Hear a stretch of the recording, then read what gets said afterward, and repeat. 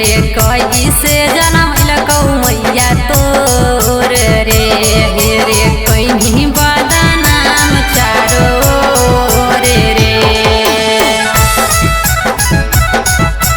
कई से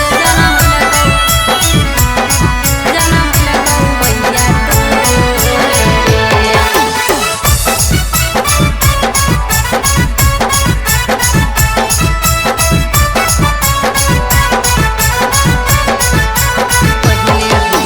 पहले हमारे पीछे छौड़ा रहो हानि पागल रे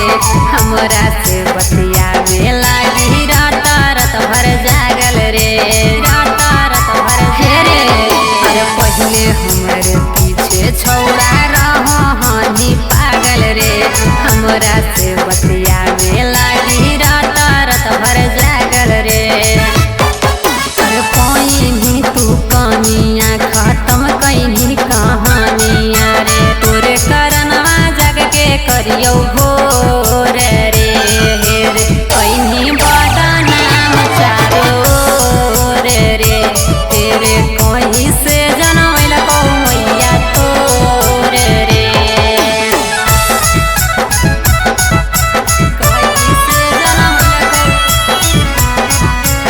लकौ मैया तोर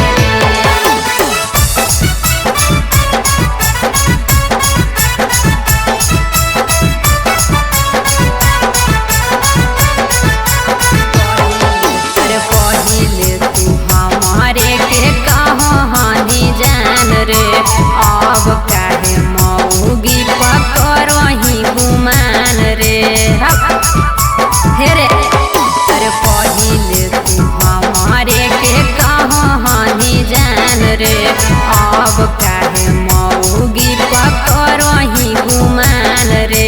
जोरे बुझौता रे यदियो नहीं करोही अब बतियो नहीं करोही रे नमिता के कर देनी कमजोर